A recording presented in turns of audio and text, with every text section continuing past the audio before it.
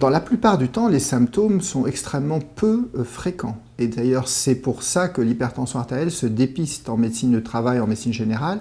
Et c'est toute la différence qu'il peut y avoir entre un système de soins de qualité, comme on peut avoir en France, qui permet de dépister très tôt les hypertendus sans symptômes, par rapport à des systèmes plus défaillants ou moins efficients, où on attend que l'hypertendu soit compliqué ou présente une complication pour le dépister, le détecter, le traiter. Aujourd'hui, néanmoins, quand on interroge un hypertendu qu'on a dépisté, on se rend compte le plus souvent qu'il a quand même eu quelques symptômes qu'il a négligés, qui sont les maux de tête, les bourdonnements d'oreilles, des vertiges, des essoufflements à l'effort, parfois des palpitations à l'effort. Tous ces symptômes doivent orienter vers la détection de chiffres tensionnels élevés au repos et donc la mesure de la pression artérielle. Les complications qu'il faut rechercher au moins à l'interrogatoire quand on est hypertendu, c'est les complications les signes des complications. Ce sont effectivement des troubles neurologiques qui auraient pu être passés inaperçus ou négligés, une maladresse d'un bras très transitoire, la perte de la vision d'un œil de manière transitoire, l'impression de ne pas pouvoir articuler de manière transitoire, les douleurs dans la poitrine qui doivent effectivement évoquer une insuffisance coronarienne, donc une espèce de poids qui surviendrait au milieu de la poitrine, en particulier au froid, lors de la marche en montée, des choses comme ça, des crampes dans les mollets quand on marche, ça doit faire évoquer effectivement une artérie des membres inférieurs. Les maladies rénales sont malheureusement extrêmement sournoises et c'est que les examens biologiques faits par des prises de sang qui permettent par le calcul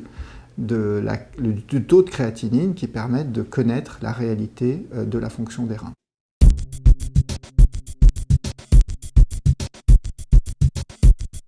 L'élément extrêmement intéressant dans le traitement de l'hypertension, c'est qu'il a probablement aujourd'hui le niveau de preuve le plus élevé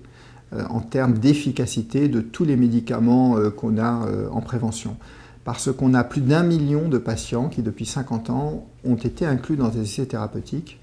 qui, à chaque fois, se sont avérés positifs. Nommément, dès qu'on baisse la pression artérielle, ne serait-ce même de quelques millimètres de mercure, cette baisse est associée à un bénéfice, qu'il soit sur le cœur, sur le cerveau en particulier. Donc aujourd'hui, on a un niveau de preuve très élevé. Et depuis 50 ans, on a 6 ou 7 classes thérapeutiques différentes qui agissent par des mécanismes très différents de baisse de la pression artérielle, qu'on va pouvoir le plus souvent combiner pour agir chez un individu donné en permettant d'obtenir une baisse de pression